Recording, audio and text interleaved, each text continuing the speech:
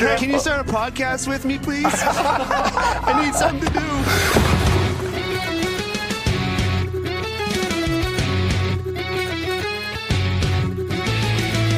Pastrnak sent it out in front of Malkin to save. They score! Elias Lindholm looks to the heavens. Here's a chance. Patra right in, and goalie scores. Oh my! What a move by the rookie. 2-on-1. Pastrnak moving in with Marchand. Get it to it. Score! The zone. Coyle dances in. Backhand score! Lindholm right wing corner. Pastrnak is there. He scores! David Pastrnak wins it for Boston.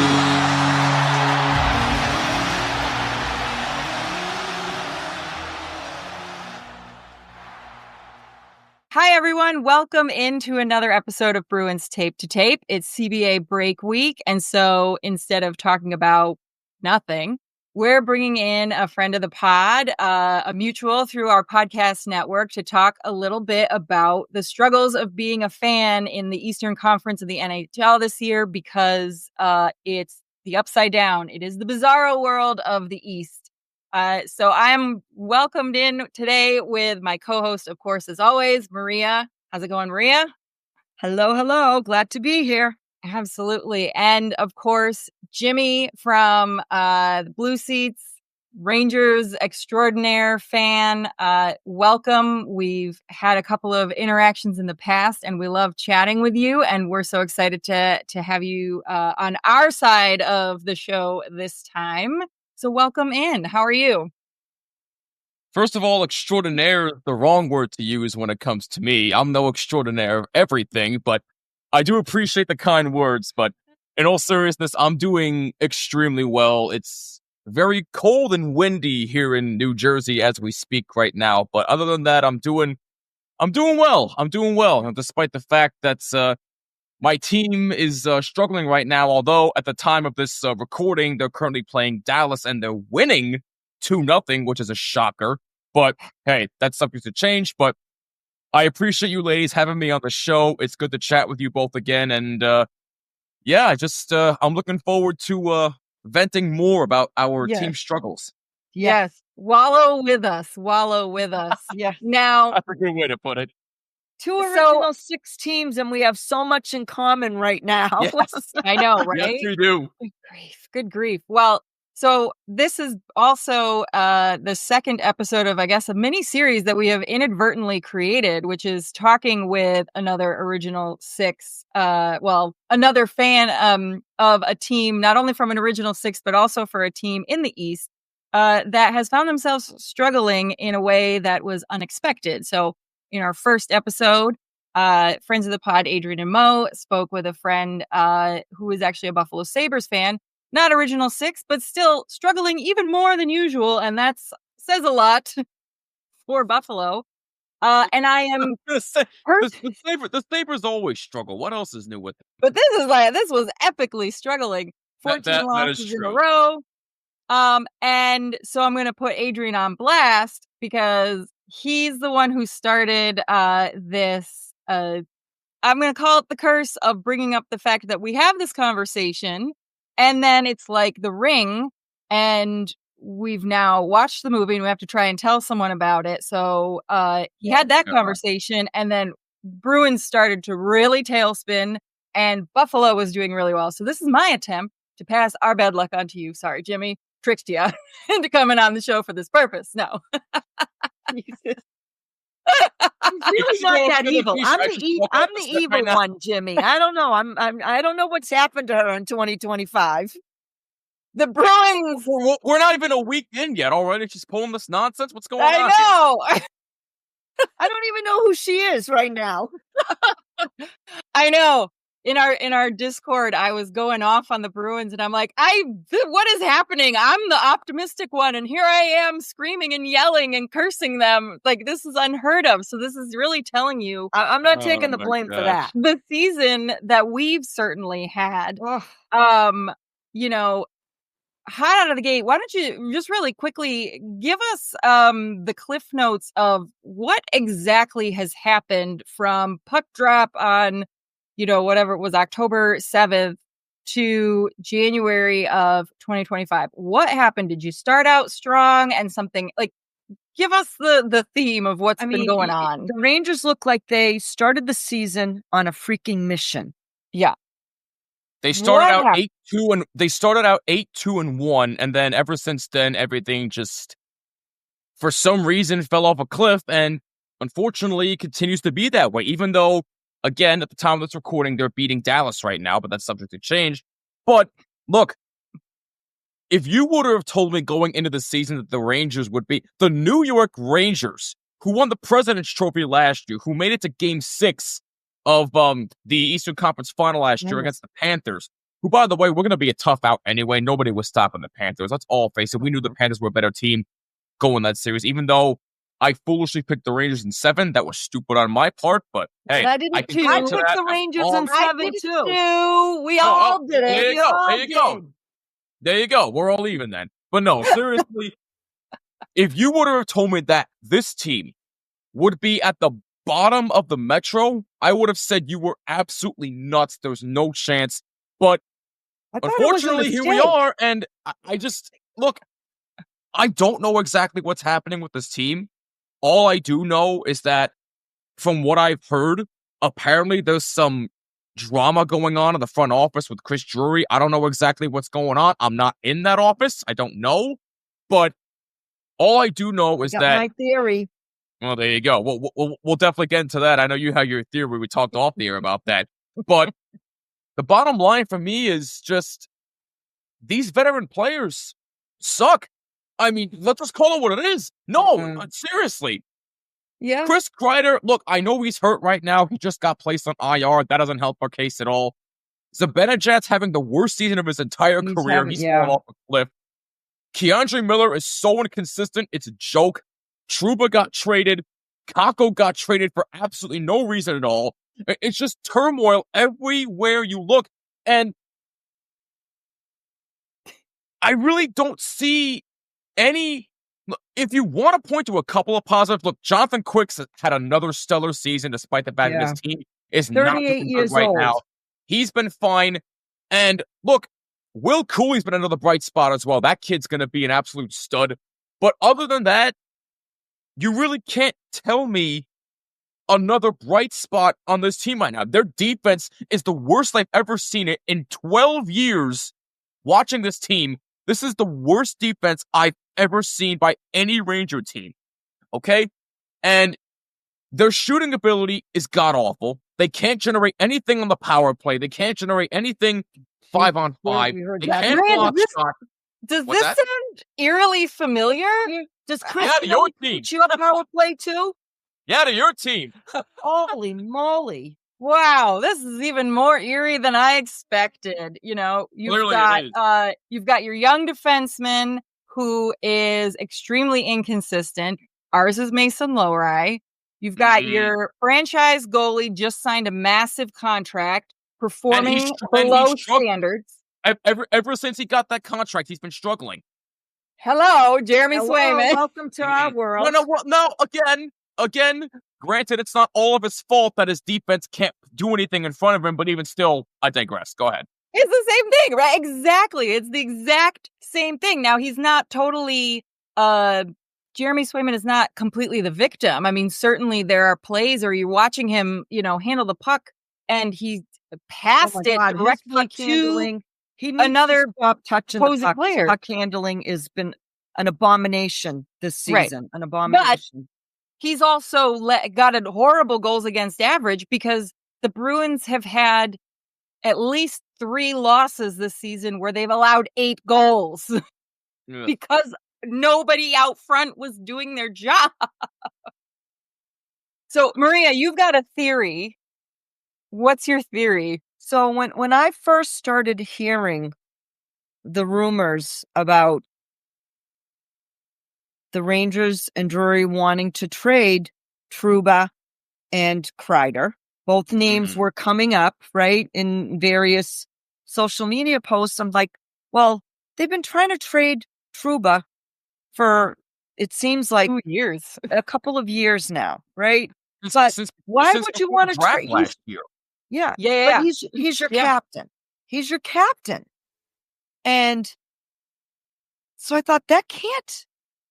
Listen, the players can all say they understand that it's a business. And I respect that and I appreciate that. But they also are humans. And there are relationships that get built and develop in that room.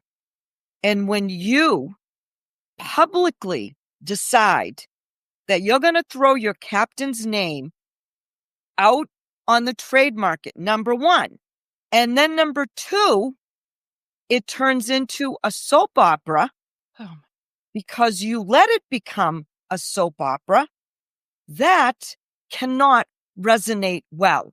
The other veterans or the other players in that room who have a relationship with said captain, right? Say what you will. Maybe he's sometimes a liability to the team. Okay. He's not one of our favorites because he did get away. Not sad to see him leave the East. Like we should have been suspended for at least a couple of games in my view, but be that as it may, I know how I would feel if I was in that locker room and my general manager is going around talking about trading our captain and then doubling down and saying, listen, you don't accept a trade? I'm waving your ass. Yeah. Really? You think that's going to go over well in a locker room, or that the rest of the team or the veterans are going to forget about that quickly and easily? Now, I'm not saying anybody quits because hockey players just don't do that. Right. But they're still humans.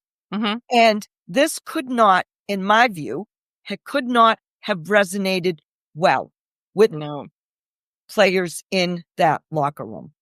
Right. No, it didn't resonate well at all. And it didn't really resonate with him well either, considering the fact that fans started going after his family. You know, people need to forget. People tend to forget horrible. His wife.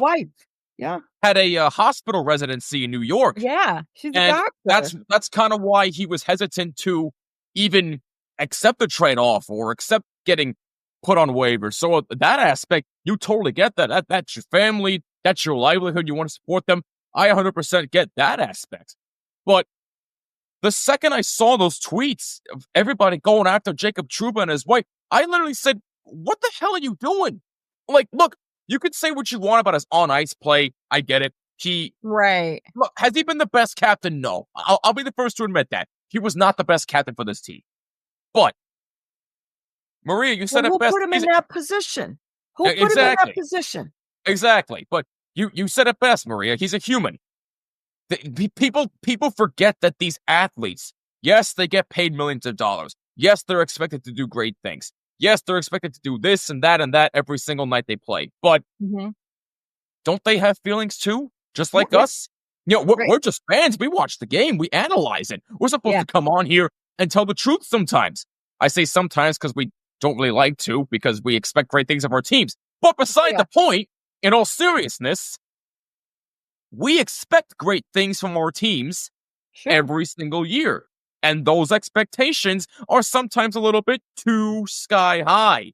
So, because of that, I think that, well, look, I'm not saying that it's entirely the fans' fault because they expect great things. Look, I certainly didn't expect this season to turn out the way it has been. Nobody did. But the bottom line of what I'm trying to say is this. These players are humans. The coaches are humans. The GM is a human. You know, you gotta cut them some slack. You know, on ice play, okay, we can criticize that all we want to. They haven't been good this year. But as human beings off the ice, cut them some slack. Yep. And you know what pisses me off too? When we end up vilifying a player for implementing his no trade clause. Players were Players were given that no trade clause by management. And now because you're trying to get yourself out of a jam, you want this player to waive a no trade clause. Why? Why? What's in it for the player? You're the one who gave him the goddamn no probably trade clause nothing to begin with. Right. And it doesn't it is no one's business as to why. We went through it with Lena Solmark. I was just going to say, he never had to say, people were why. shitting all over Linus last year. Right. He's selfish. He should do the right thing for Why should he? He doesn't have to. And first of all, he doesn't have to tell us who's on his no trade list. Right. Or why he said no. Because you know why? That was something that was agreed to as part of his contract, and Bruins management signed off on it. Right. Yeah, and you can go back to what's his name? Barclay Goodrow last year, who publicly admitted that San Jose was on his no trade list, and now he's on San Jose again. Like, you didn't have to make that public, but here we are. He got traded to San Jose. Well, not traded. He got cut, and then he got signed there to a. I believe they're taking on the rest of his 6-year contract there. Yeah. And it's the same thing with Jeremy Swayman holding out at the start of the year. He is not the first Boston Bruin to hold out into camp. He's not the only player on this current roster to have done that. David Pastrnak has done that. Brandon Carlo has done that. There are guys on the roster who have done these things, and it is, again, they're right. And I'm a little bit surprised, actually. I mean, maybe I shouldn't be, but I don't know enough about the New York Rangers fan base to hear that in light of all of the drama and everything that was happening, that the fans were not on Trouba's side, at least in the sense that, like, hey, what's going on is not fair. Like, the situation, the way that management is going about it is not cool. I mean, and then you have Capo, basically coming out and saying, well, I can't say anything bad because then they're going to trade me. And then they go and they do it. Like, they proved his point. Well, no, that's not entirely true. He did come out and say that he was frustrated with his playing time, and considering the fact that he got benched in the game against St. Louis was an absolute embarrassment. He got benched for no reason at all. That's when he came out and said, hey, I'm frustrated. I asked for a trade, and then he gets traded to Seattle a few days later. Coincidence? No. We also know a thing or two about management that holds a grudge. And we've talked about, players who have had interactions with management that went sideways, and ultimately the team in the long run suffering because, both sides having that negative interaction, and the Bruins the management will always hold a grudge, and they'll try to not pay a fair wage basically for the talent. How was New York's free agency? I'm not recalling specifics. Did that have any kind of impact on your current season? Is it essentially the same roster? No, it had no impact other than the fact that they signed Sam Carrick to a 3-year contract and they traded for Riley Smith. It's essentially the same exact team. And look, again, I don't know what's happened. And by the way, not to deter from the conversation, after our first intermission, it's a 3-2 Rangers over Dallas. Clearly a lot's happened that I'm missing, so I'll have to catch up on that. We'll make sure you get back to the game. Apparently Lafreniere has 2 goals, which is nice to see.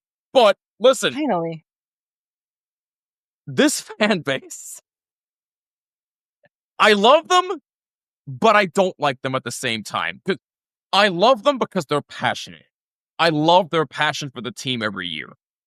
But I don't like them because they expect too much. I've watched this team for 12 years, and this is my second year actually covering the team. I have never seen a fan base that, yes, is passionate, but look, maybe other than the New York Yankees and the New York Knicks, because the Brooklyn Nets are not that great. The Giants and Jets, they both suck. So other than the Yankees and the Knicks, I don't think I've ever seen a fan base that, while they are passionate, they set their expectations way too high every single season. And what does that turn into sometimes? Toxicity, which is not what your team and what the rest of your fan base wants. Hey, Bruins fans, have you gotten your gear for the Four Nations face-off yet? There's still time to show your support for your favorite Bruins playing this month. Shop the NHL store with us by clicking the link in our show notes and get free shipping on orders of $24 or more now through February 7th. This NHL season has been as unpredictable as a puck rolling on its edge. No one knows where it's going, but that just means there's time for your favorite team to figure things out.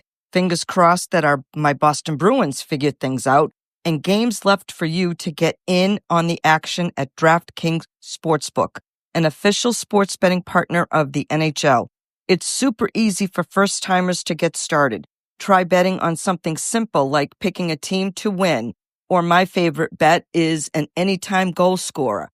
Go to the DraftKings Sportsbook app, select your team, and place your first bet. And if you are new to DraftKings, listen up. New customers bet $5 to get $150 in bonus bets instantly. Download the DraftKings Sportsbook app now and use code THPN. That's code THPN for new customers to get $150 in bonus bets instantly when you bet just $5. Only on DraftKings. The crown is yours. Gambling problem? Call 1-800-GAMBLER. In New York, call 877-8-HOPE-NY or text HOPE-NY 467-369. In Connecticut, help is available for problem gambling. Call 888-789-7777 or visit ccpg.org. Please play responsibly. On behalf of Boot Hill Casino and Resort in Kansas, 21 and over, age and eligibility varies by jurisdiction. Void in New Hampshire, Oregon, and Ontario. Bonus bets expire 168 hours after issuance. For additional terms and responsible gaming resources, see dkng.co/ftball. NFL Plus Premium offer available only to new and former NFL Plus subscribers. Additional NFL Plus Premium terms at nfl.com/terms. So look, is it entirely their fault? No, but they have to own up to some of it considering the fact that they have high expectations every year. So that's really interesting because we also have a Discord member who lives in the city, and his theory related to these high expectations. And this is, definitely some shade, so take it with a grain of salt. That means then that the majority of New York Rangers fans then tend to be fair weather, because if he's walking around in Manhattan, you're not seeing the Rangers gear in quite the same way that you would see Bruins gear when you're walking around Boston. Like, you will always see that, and I think part of that is certainly the city cultures, right? Like, Boston, significantly smaller. I would argue definitely a hockey town, because they also have all the college hockey. It's very much so a part of the culture. And in New York, there's just so much more going on. There's, a lot more competition. What is your take on that kind of notion from an outsider's perspective of Rangers fans? I mean, you do see Rangers gear literally everywhere you go in the city. So I'm not going to go as far and say that they're fair weather, because that would be a little bit unfair. But I do see where you're coming from, but I still will defend the fan base because, again, they are passionate. You know them. They care about the team. Hey, I do too. But the difference, though, is this. Within 2 years of covering this team on my show, I've learned to be more realistic. Now, I am kind of contradicting myself there because I did pick them to go to the final this year, and I look foolish for that. So that's my fault, and I own up to that. But that's the difference. Most fan bases can't admit when they're wrong about something. Right. I can. I can own up and say, hey, this team may make the playoffs as a wild card team, which is something I thought I'd never say. I can own up to that. But fair weather, not really fair in my opinion, but all right. I do kind of see where you're coming from, but I wouldn't go that far. I will still defend them, but they can be very toxic at times. Yeah. Well, Maria, you're the one who lives in the Boston area, and you get to listen to the ridiculous talking heads on a daily basis, and you get to call in and correct them weekly. When we have a similar situation here when in Boston, when things are good, they're really good. Right? But if things go a little bit, off that good to great meter, they suck. So like, there's no ability sometimes to meet in the middle. And I think some of that here comes from the fact that, we've had the luxury of having had so many championships over the course of years, and that, standards have been set either Very by, high. the New England Patriots or the Boston Red Sox in their day, right? Where the other sports teams said, shit, if Patriots are winning all these titles now the Red Sox finally broke the curse. We got to get in on this action. So, so everything was really good for an extended period of time. And I think people lose their ability to not look at everything through rose-colored glasses. So it's either Fair like point. you want to be the best, or we suck. This team's, I hear this because I listen to sports talk radio, and sometimes I want to bash my head against the wall. Same. It's like, Same. Yep. are you watching the same thing I'm watching here? Clearly not. Because, like, Clearly not. Well, then I feel better too, hearing that you, Jimmy, have to suffer like the rest of us Boston fans, because it's the same attitude of, well, what have you done for me lately, right? Like, exactly. And I think obviously the worst, most stressful media market for an NHL team has to be Toronto, followed by Vancouver. And then I think if you're looking at American teams, I think you've got Boston and I think you've got New York because of, again, the history. There are expectations around these kinds of teams. New York is obviously the media center of the world. And I don't know that there's necessarily an American-based team outside of our two cities that really has that kind of pressure and expectation when it comes to the game of hockey. So I'm glad you're in the same boat with us. We appreciate that. I was going to say, if we're talking about any other sport about expectations, the Yankees have high expectations every year. They're expected to make the World Series. Now, granted, they did for the first time in 15 years, and yet they got embarrassed by the Dodgers, who clearly were the better team. But point being, Yankees have high expectations every year.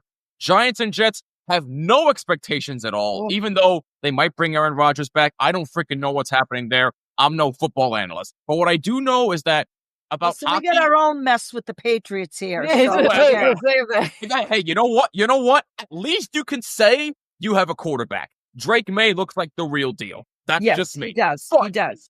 The rest of the team, I don't know how real they are, but at least we have our quarterback. Yeah, exactly. But the bottom line is this. God.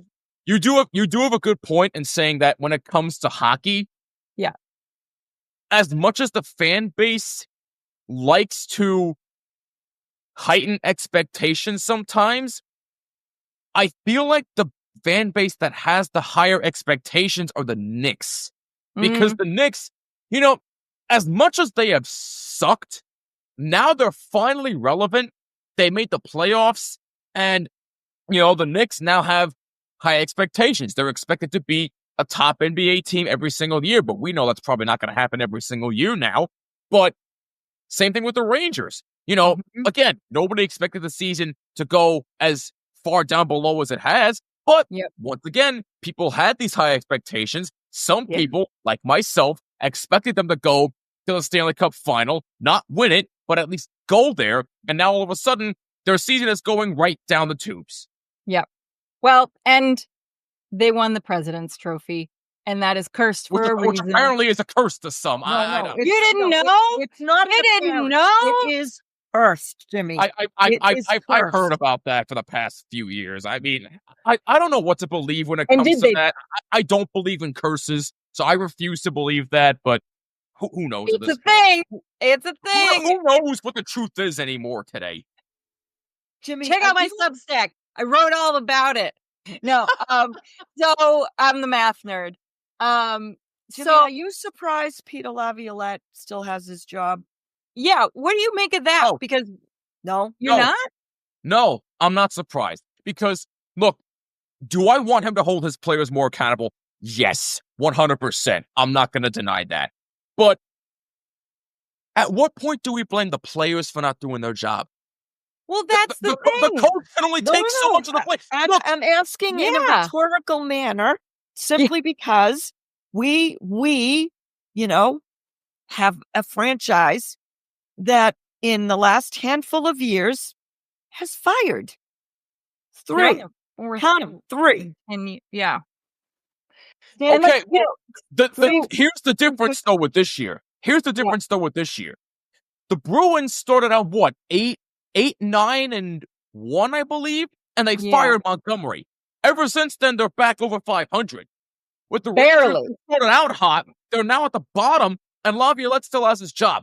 What does that tell you? The season is not all on him. He has tried line combo after line combo after line combo after defensive pair after defensive pair, and literally nothing has worked. So what more do you want this man to do? If any coach should be on the hot seat, it should be Phil Housen, the defensive coach. How do you expect me to believe that the defense got worse under him? Somebody needs to explain that to me. I don't understand how a defense can get worse under Phil Housley. He's the one that needs to be on the hot seat, not Peter Laviolette. Do I want him to hold his veteran players accountable? Yes, but this is not all on him. The players need to do their jobs, period. Well, and we were in a very, very similar situation where, because we had been saying underperforming, these players are underperforming. What the hell did they expect Monty to do? No one's playing up to the standards that you've come to expect of them, especially after the last 2 seasons. Especially, and his style of coaching was always, we would call it the mad scientist. This man was not married to line combos at all. He had combos, but then was very liberal with, that's not working, change it, and it was very refreshing in that first year after Bruce Cassidy had been let go, because Bruce was like, I'm going to stick with these line combinations and we will go down with the ship if you don't, you know what I mean? So it was like, So, Montgomery was doing exactly the same thing that he always did. It sounds like it's the exact same thing that Laviolette was doing. I think the overall criticism of the situation was exactly the same thing you were saying, which is, this is the player's fault. They are failing Monty. They are failing him. There's no reason to believe that, he had lost the room. And I think literally until the Rangers did this, my understanding of, almost 40 years of being on this earth, that even if the players are at fault, even if they're the ones who are sucking, you can't fire the players. The only option is to fire the coach, even if it's not the coach's fault. Is that fair, though? It's not, and I'm not saying it is. It's not. I'm not saying it is. It's the reason that Peter Laviolette will be fired, because the players didn't try hard enough for him, which is not 100%. 100%. We were saying, I wasn't a fan of Monty, but I was pissed off. Right. This was not his fault. In favor. I was not a fan of the hiring to begin with. Mm-hmm. But when you see that players are just simply like, you're not owning it in up to the standard that we're accustomed to. What the hell is going on here? Right. What's happened between last season and this season? Right. It can't be just trying to build chemistry with a couple of new guys. Right. And it's one of those things in hockey that it's just what you do, right? Whether or not it's the right thing to do. I saw the writing on the wall. I'm like, he's going to get fired. He's going to get fired. It is not his fault. He is not to blame, but I know it's going to happen. And And then there was a point about a week prior to his firing where I think he also just gave up and knew it was coming. And then he was making bad choices and then they had to fire him. But like in my mind, as a hockey fan, that has just always been the thing you do because you can't fire players. But then here come the New York Rangers, who quite literally went and said, we're going to fire the players. So like, I feel like it's never been done before. And I was like, wait, we can do that? We can do that? So we've been on this campaign of like, well, why is this guy still here? Why is Trent Frederick still playing? Why is this guy, existing only in Providence on our farm team instead of bringing him up and, scratch that guy? Like, But that aside, because I know you want to get back to your game, I want to hear also, as a Rangers fan who is experiencing some very, very similar issues as Boston fans. Yes. We know what we would like to see our management do to remedy the situation. Obviously, we are paying extremely close attention to the trade deadline because Don Sweeney and I would even say Cam Neely's jobs could very well be on the line if they do not do right by the start of March. What does the front office need to do for the New York Rangers? Can they fix anything? Is the season salvageable? Is there anything they can do now? Or are you just saying we're going to be looking to free agency and the draft? I'm not going to say the season is over because there's still 4 months left. Absolutely. They can still find a way to sneak into the playoffs as a wild card team, and ultimately, And I think they will. Is doable this year. Yes, exactly. The Eastern Conference. If you were out in the West, I'd say very weak. Yeah, maybe. Where you're going at the end of the season. Western Conference, forget about it. Yeah. But look, the Metro has been a very surprising division so far because you look at it. Who had Washington leading the Metro? I didn't. Yeah. I expect them to be on the outside. And all of a sudden, they're at the top. What? And a few games out of Ovechkin? What? What? Yeah. And they kept winning. Yeah, exactly. And look, New Jersey was expected to be good. I get that. Carolina, I expected to be good too. I expect them to be a playoff team still. I had Carolina winning the Metro, but I did not have Washington on top in January. Like, what the hell happened there? No. I also didn't have Columbus as a wild card team this year.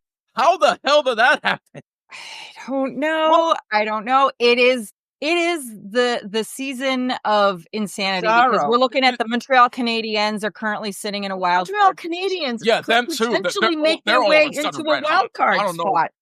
Exactly. Patrick Laine is like literally putting that team on his back. Yeah. Yeah.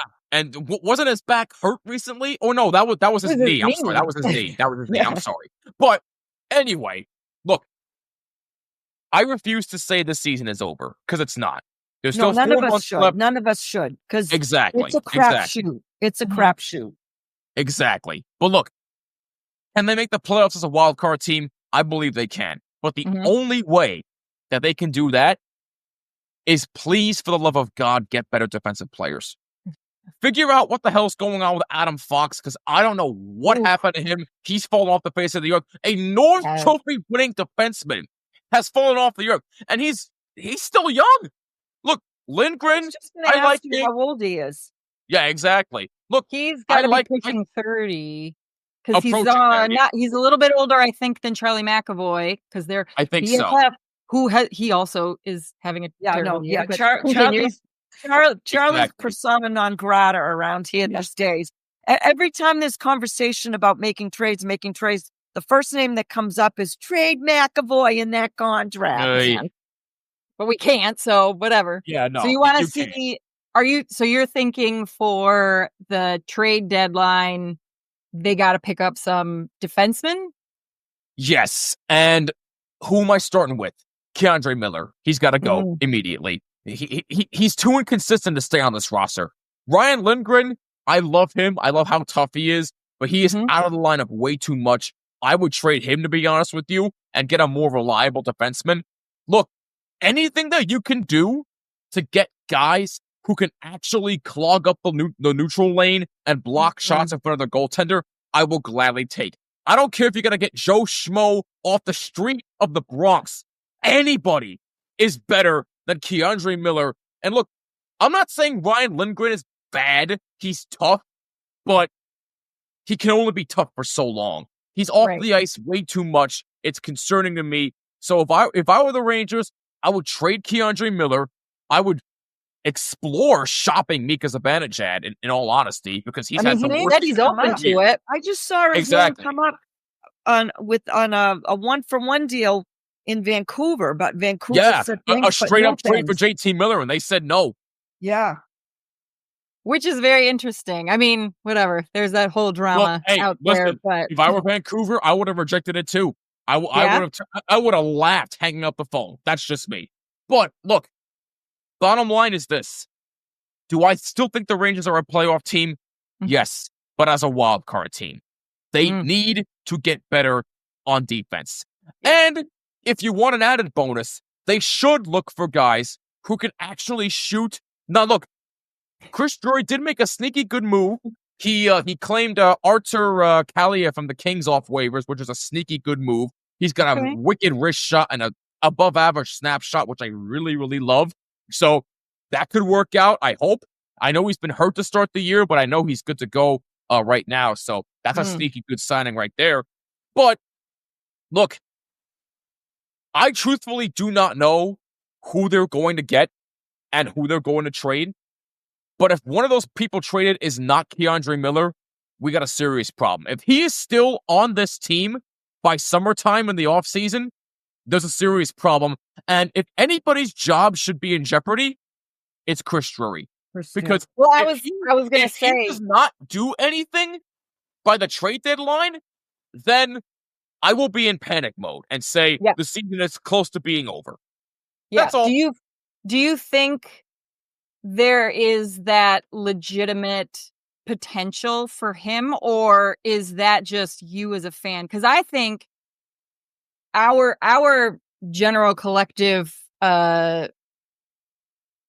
opinion on Don Sweeney is not unique. Like those of us in our podcast world, that like this could very well be it for at least him. Because I think that the Bruins president is a snake and he will totally throw Don Sweeney under the bus and blame him and let him take the fall.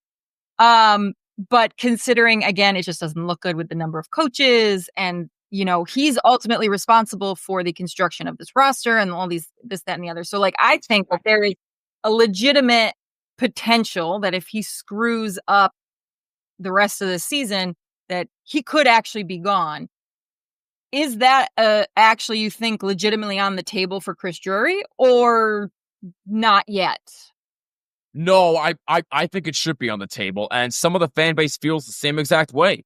You know, people were calling for his job since the offseason. Ever since, you know, some people were saying, oh, you did Jacob Trouba so dirty. There were actually some people on Trouba's side, believe it or not. I was one of those people. But look,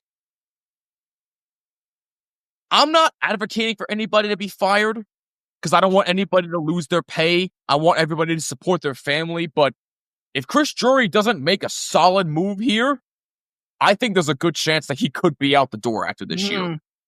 Interesting. Well, we're going to have to reconnect in the offseason to see exactly how these two very similar stories play out. Because I think these teams are on somewhat similar trajectories, although, you know, we're maintaining our playoff positioning just because, you know, our conference the Atlantic is weak. Yeah. It's just, you know, the Panthers have had some struggles. I think you guys will be fine. The Atlantic Division, I don't think anybody's going anywhere. The Bruins will be fine. They'll make the playoffs. They'll probably get bounced in the first round. No, I'm just kidding. No, I really do think that. No. You actually do think that. I do. Okay. Because I think they're going to play Florida. Like if we don't see change, right? If we don't see some change, then, you know, the manner in which, or the lack of consistent Mm-hmm. Yeah. gameplay and scoring, You just have no offense. I'm not warm and fuzzy. I will say this as well. Jeremy Swayman was the one who wanted to set the goalie market in the offseason. He wanted to be the highest paid goalie, and now look what he's doing. That's all. Yeah. I mean, I said all summer long, the young man should just be quiet. Be quiet. Thank you. Be freaking quiet. Thank you. But you can't go around saying stuff like that you want to set the market for your peers, that you've taken classes at the University of Maine, and now you understand the salary cap. Young man, you're 25. okay? Sit down. That's why you pay your agent the big bucks. Yep. Exactly. I mean, and on the flip side with Shesty, I think I appreciated, I think we all knew that Igor Shesterkin was going to be the one who actually truly set the goalie market for at least, unrestricted grown-up players. Jeremy may have done that for the RFA baby players, but we all knew that Igor Shesterkin was going to be the guy who blows everyone out of the water. And it definitely took longer than I think anyone thought. Who knows? Maybe Rangers front office learned some lessons of the drama that unfolded in Boston, but I appreciated the fact that there was no dirty laundry airing down in New York with that contract negotiation in quite the way that it happened in Boston, because I just have no patience for that foolishness. But no. There was not. It was nonsense, but it was on both sides. Yeah. As far as I'm concerned, I think it was on both sides. Yeah. Yep. But no, you're 100% right. Yeah. We will check in again. Like I said, we'll touch base certainly by the start of March to see how you guys survive this, and then again at free agency, because I'm super curious to see how the New York Rangers resolve their particular troubles compared to the Boston Bruins. And listen, I'm a firm believer that it serves the league well for any and all original six teams to be relevant. Yes. Yeah, well, I think the only thing we can say, the Blackhawks are another original six team, and they're trash. They are. Oh my God, yes. What happened with them? They're a dumpster. Anyway, there's no coming back from them. They are a dumpster fire. Yeah. Well, Jimmy, thank you again so much for coming on the show. Can you give us your socials and how folks can find you to learn more?